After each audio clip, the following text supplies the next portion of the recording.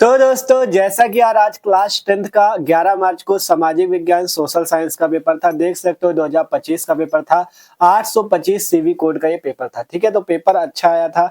तो पूरा पेपर का सॉल्यूशन देखेंगे। देख सकते हो 3 घंटे 15 मिनट का पेपर था और 70 नंबर इसका पूर्णांक था। ठीक है, तो भाई मस्त तरीके से देखेंगे। और एक चीज जान लेना, जो लोग नए हो चैनल पे सब्सक्राइब भी कर लेना।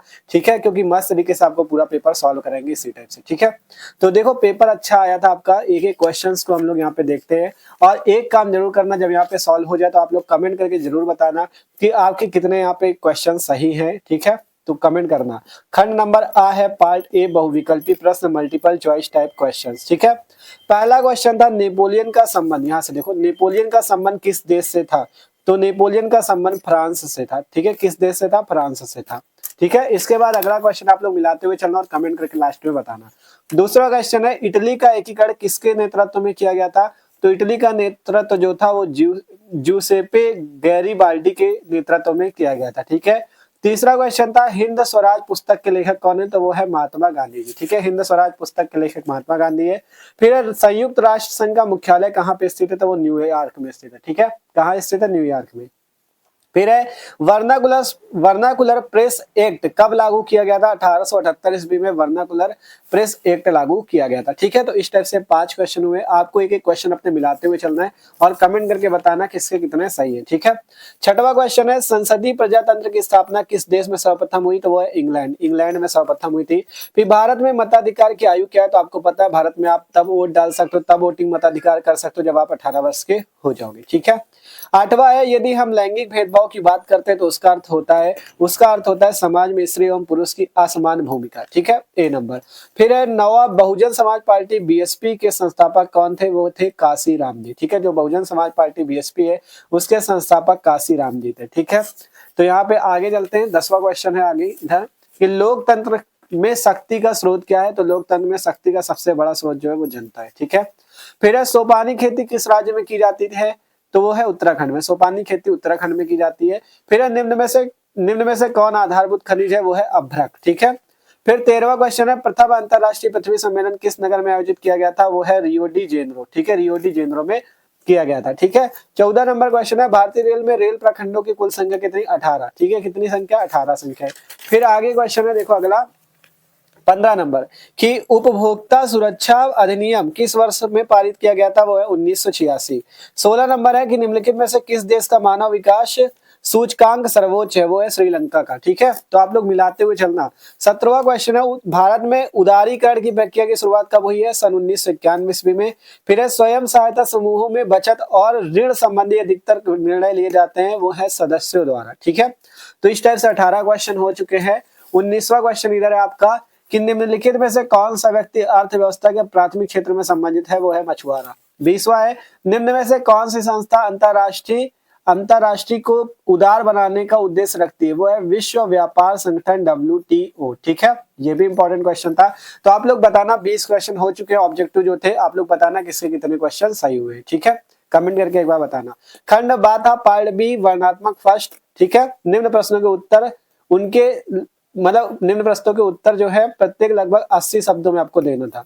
पहला था उन महत्वपूर्ण कारणों का उल्लेख कीजिए जिनके कारण यूरोप में राष्ट्रवाद का उदय हुआ था। ठीक है, तो आप बता सकते हो यहाँ पे ठीक है, तो आपको यहाँ पे मेन कारण बताने थे। आप बता सकते थे राजनीतिक कारण, अस्थिरता, इस टाइप से बहुत सारे जो कारण थे आप वो बता सकते थे। 4 नंबर का क्वेश्चन था या अथवा में लगा था साइमन कमीशन के मुख्य उद्देश्य क्या है। ठीक है, साइमन कमीशन के मुख्य उद्देश्य क्या थे वो आपको बताना था। 4 नंबर का क्वेश्चन था, चाहे ऊपर वाला कर लो या नीचे वाला, अथवा में था। ठीक है, तो इस टाइप से ये क्वेश्चन भी था। ठीक है, अगला क्वेश्चन था दूसरा नंबर यहाँ पे की संघीय व्यवस्था बनाम एकात्मक शासन पर संक्षिप्त टिप्पणी लिखिए। 4 नंबर अथवा राजनीति में जाति के सकारात्मक पहलू को महत्वपूर्ण बिंदुओं द्वारा स्पष्ट कीजिए। चाहे ऊपर वाला कर लो नीचे वाला, 4 नंबर आपको मिलने थे। ठीक है, फिर था वन संरक्षण से आप क्या समझते हैं। अथवा में था भारत में वन्य जीव संरक्षण के उपाय समझाइए। या ये वाला कर लो, ये वाला 4 नंबर का था। ठीक है, इसके बाद अगला क्वेश्चन था चौथा नंबर प्रौद्योगिकी ने किस प्रकार वैश्वीकरण की प्रक्रिया को बढ़ावा दिया। किन्हीं 2 कारणों की व्याख्या करो। 4 नंबर का था, चाहे ऊपर वाला कर सकते थे या नीचे वाला। ठीक है, इसके बाद वर्णात्मक सेकंड थे जो कि 6 नंबर के थे। 5वां क्वेश्चन था राष्ट्रवाद से क्या तात्पर्य। यूरोप में राष्ट्रवाद के उद्यम होने में कौन सी परिस्थितियां सहायक हुई। 6 नंबर का क्वेश्चन था। आत्मा में था महामंदी का क्या आशय है, इसके प्रमुख कारण एवं प्रभाव बताइए। ये भी 6 नंबर का था, चाहे ऊपर वाला कर लो या नीचे वाला। इसके बाद अगला क्वेश्चन यहाँ पे छठवां नंबर है, विकेंद्रीकरण क्या है, इसके लिए भारतीय संविधान में क्या व्यवस्था की गई, किन्हीं चार का उल्लेख कीजिए। 6 नंबर के ये भी था। अथवा में क्वेश्चन था, लोकतंत्र में विपक्ष की भूमिका का वर्णन करो। दोनों में से कोई एक करना था, जिससे 6 नंबर आपको यहाँ से भी मिल जाते। ठीक है, पेपर अच्छा आया था, एक बार आप लोग कमेंट करके बताना आपको कैसा लगा पेपर। ठीक है, किसका पेपर कैसा गया कमेंट करके सब लोग बताएगा। ठीक है, सातवां था, मानव विकास सूचकांक क्या है, इसको निर्धारित करने वाले प्रमुख अवयवों पर प्रकाश डालिए। 6 नंबर का था। अथवा में था, विश्व व्यापार संगठन के क्रियाकलापों का वर्णन कीजिए। ये भी 6 नंबर पे, दोनों में से एक ही करना था। ठीक है, आठवां क्वेश्चन था, विनिर्माण उद्योगों में महत्व की विवेचना कीजिए, या आपसे कह रहा था गैर परंपरागत ऊर्जा के साधनों का वर्णन कीजिए। दोनों में से एक ही करना था, इससे भी आपको 6 नंबर आसानी से मिल जाते। इसके बाद आपको आगे चलते हैं, यहाँ पे आपका जो मानचित्र वाले थे। ठीक है, मानचित्र संबंधी प्रश्न यहाँ पे थे। ठीक है, देख सकते हो 9वां था यहाँ पे, जैसे निम्नलिखित स्थानों को भारत के दिए गए रेखा चित्र, जो आपको मानचित्र मिला था उसमें चिन्ह द्वारा, इस चिन्ह द्वारा आपको सही नाम तथा स्थान अंकन के लिए 1/2 1/2 अंक निर्धारित था। ठीक है, तो इसको आप कर सकते थे आसानी से। पहला था वह स्थान जहां सितंबर 1920 में कांग्रेस का अधिवेशन हुआ, 1 नंबर पे था। फिर वह स्थान जहां पूर्ण स्वराज की मांग का प्रस्ताव पारित हुआ था। वह स्थान जहां सूती मिल श्रमिकों का सत्याग्रह हुआ था।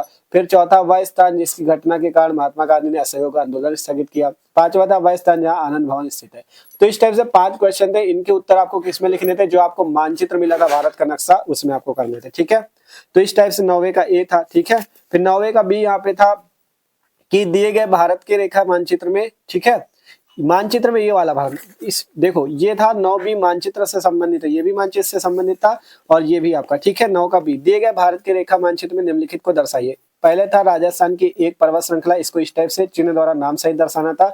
महाराष्ट्र की राजधानी, इस टाइप से इस चिन्ह द्वारा नाम सहित। उत्तर प्रदेश के उस शहर का नाम लिखो, उस शहर का नाम लिखो जहां पर सॉफ्टवेयर टेक्नोलॉजी पार्क स्थापित किया गया, इस चिन्ह द्वारा आपको दर्शाना था।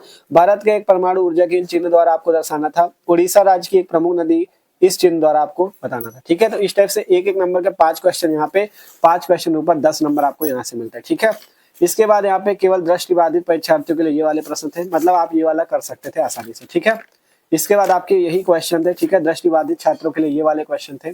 ठीक है, तो आशा करते हैं आपका पेपर अच्छा गया होगा। आप लोग एक बार कमेंट करके बताना, मानचित्र वाले भी आपने अच्छे से कर ही लिए होंगे। ठीक है, तो इस टाइप से आपका पेपर था सामाजिक विज्ञान सोशल साइंस 825 सीवी कोड का। ठीक है, तो वीडियो अच्छा लगा हो तो लाइक कर लेना और कमेंट करके बताना पेपर सबका कैसा गया।